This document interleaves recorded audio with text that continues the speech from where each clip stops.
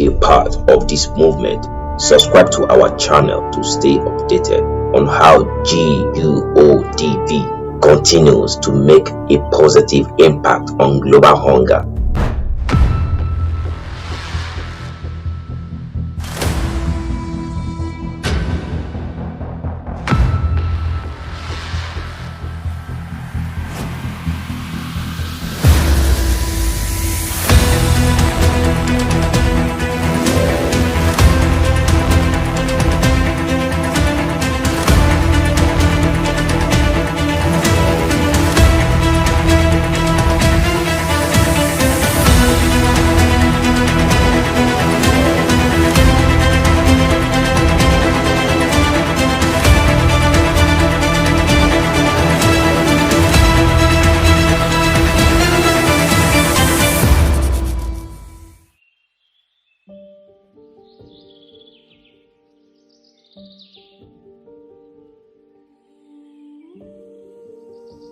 My name is Sabosede Oluyemisi Onoderu.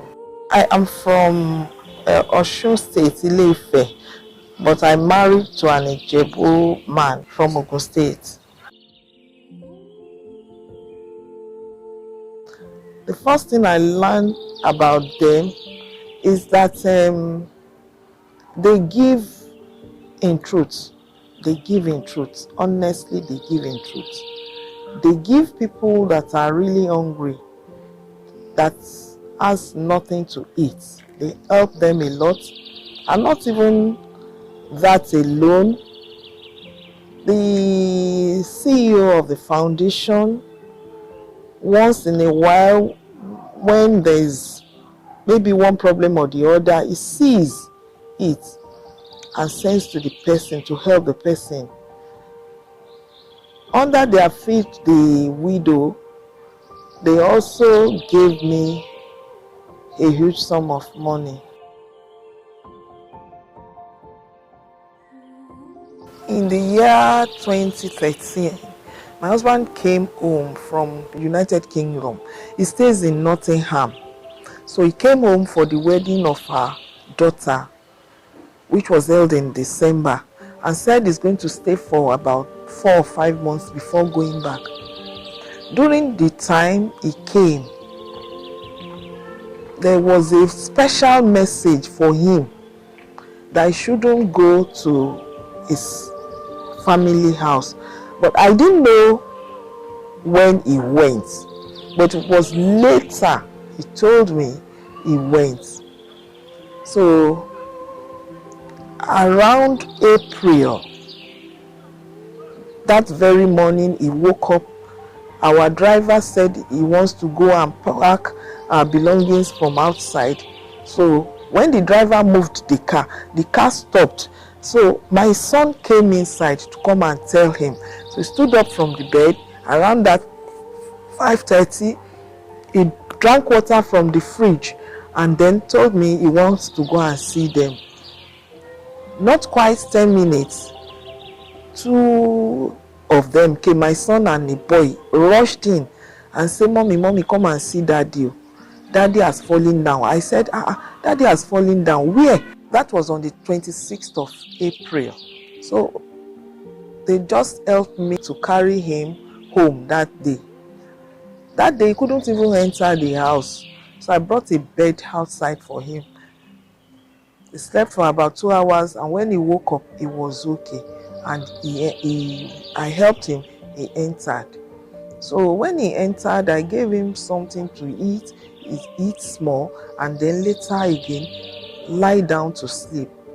So after about 3 hours, I just said, okay, let me go in and see him. When I went in, all his body was full of water. It was really wet, very wet. I said, what's all this? What happened to you? He couldn't talk properly again. Daddy talked to me. He couldn't talk. Okay, maybe we should go to the hospital. I now discover he couldn't move himself. He couldn't take his hand. He couldn't take his leg. They just helped me that day. We carried him and went to Ijayi Hospital. We were at Abeokuta. we were at Abeokuta. That was where we built our house. So when we got to Ijaye, they admitted him and they started the treatment.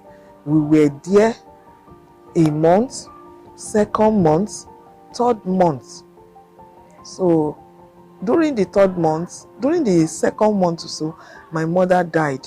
So I left him in the hospital, arranged somebody with him. I came to Lagos for the burial and quickly went back to the hospital.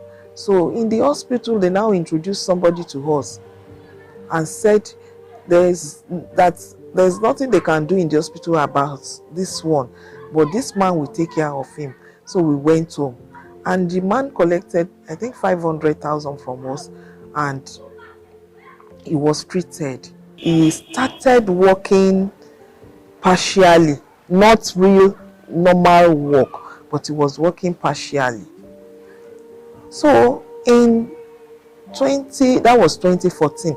2015 November, the sickness came back in full. Actually, he was a diabetic patient. It came back in full, and it took another form. So I brought him to R. Jollard Hospital in Bagada. That was the hospital we were using, and so they admitted him for about a month and two. They treated him, they invited specialists, we went for so many tests, and at the end of the day they said they will discharge us. They discharged us back and we went back home. And I was just taking care of him, taking care of his body, giving him his medicine all the time.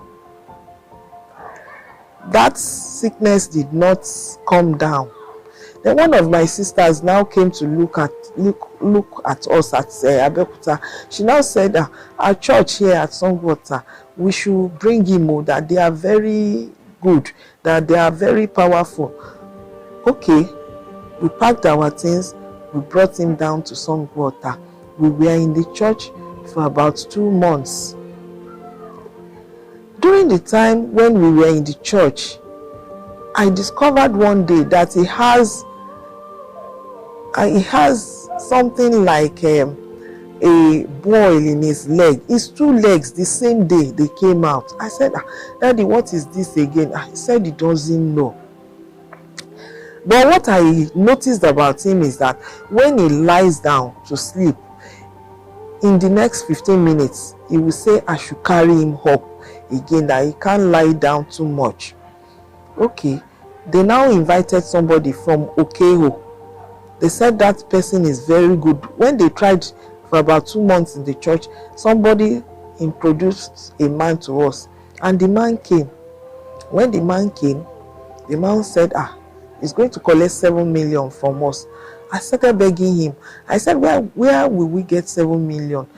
How can we raise it?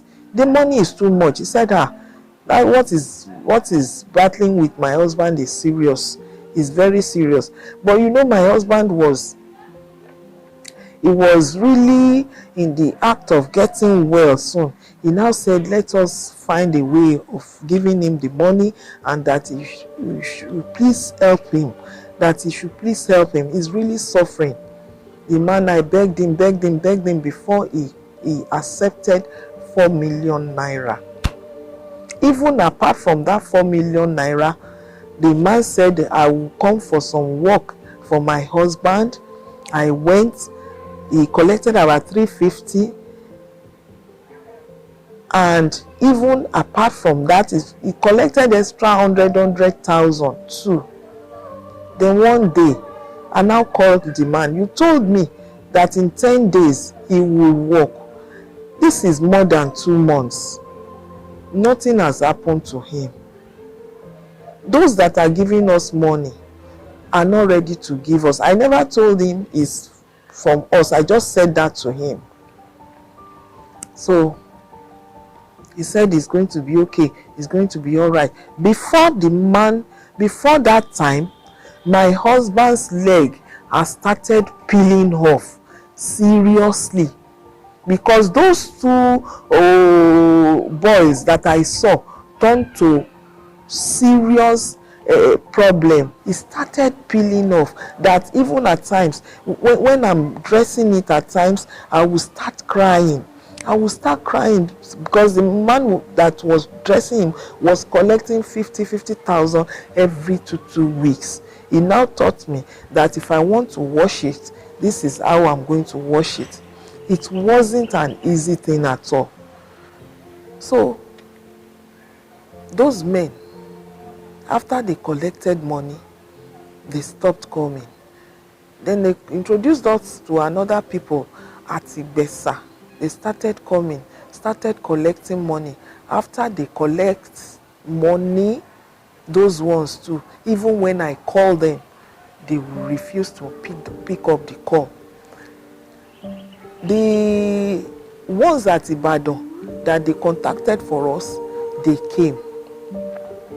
They tried, but they collected a lot of money from us. They collected thousands of money, millions of money from us. They worked. Even as at the day that my husband died, as at the day he died, 2 days to that time, they came to collect money that they are going to kill about 9 goats.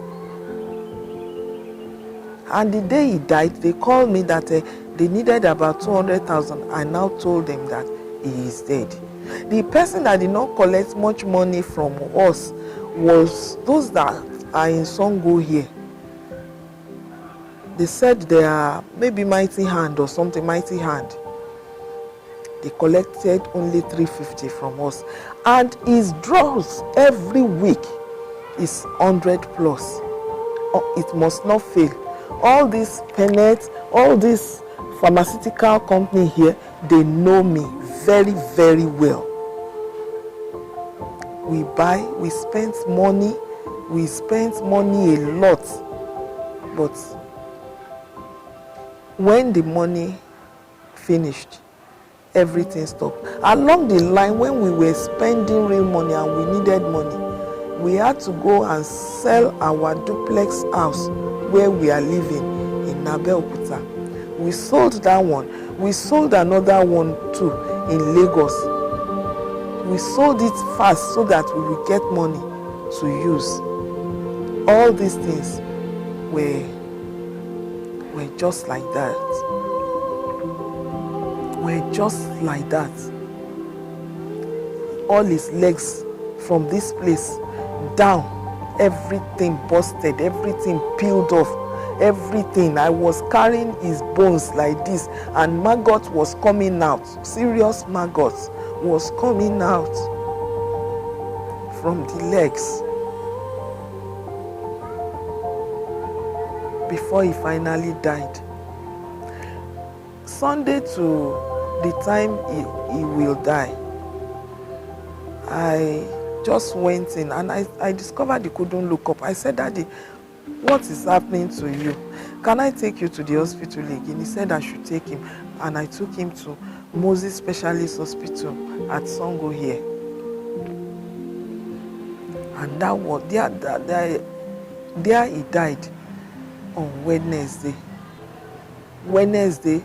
3rd of May 2017. 3rd of May 2017. That morning when I went in, I said, "Daddy, you are opening your mouth. Please, you are opening your mouth. Please close it. What is the problem? Please tell me, please, Daddy. Daddy, please." He couldn't say anything. And that time, I know he is going. They now sent me away. They sent me away to the house to go and quickly bring something for him. Before I got to the house, pick that thing and leave the house, I met the church elders and some elders on my way that I shouldn't go again, that he is gone. That was how I lost my husband. During the time of his sickness, my husband is the only one born, only child born. in his father's side. In his father's side. I text all his brothers, sisters. I called them. I sent his photo. I never saw anybody until when he died. And when he died, they now came. They came. I now told them that all these days, all these years, I've been calling. He was sick for almost 4 years. None of you showed your face. He loves you so much. He is a lover of person. He's a lover of people. And he spends money anyhow on them. But none of them came. None of them came. Even since 2017 till now, none of them knew how we eat or how we drink. When he died, this my son that has just called me was supposed to finish his university by then. But we were both carrying him up and down. He would be begging him.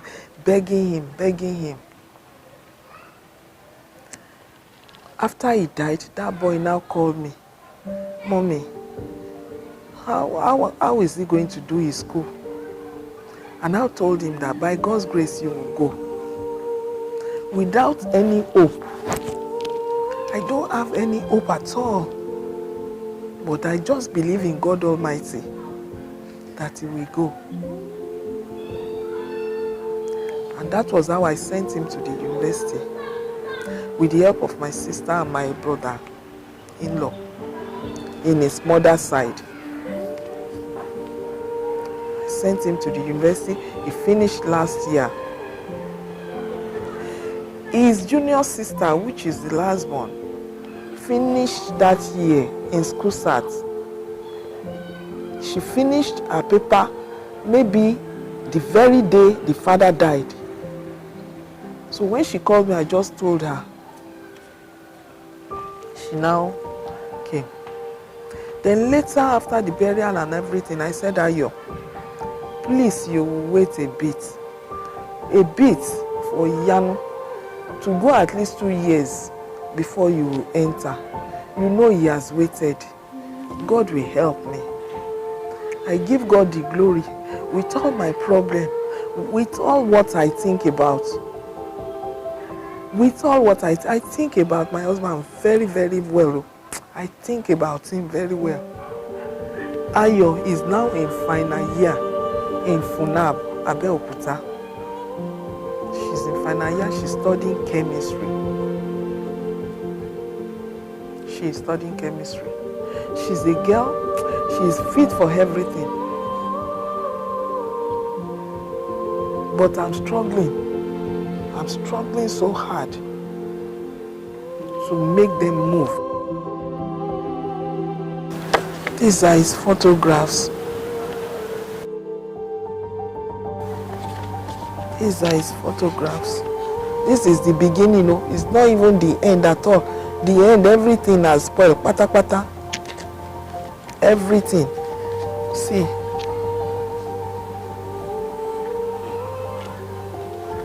See.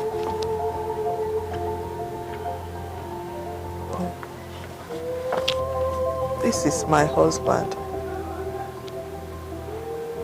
This is him. It was a terrible thing for me. It was really terrible. Right now, I am just managing with somebody here. I don't even, when I don't have money for rent, I don't have money for rent. I don't have. In 2020, I fell sick because I think a lot. I had a stroke. My right hand and my right leg was completely paralyzed. My problem is just to get maybe a small place, like a small place to be living. If I have a place to live, I will do more because I'm very, very hardworking. I'm a baker by profession. I do it very, very well. But now, I don't have much.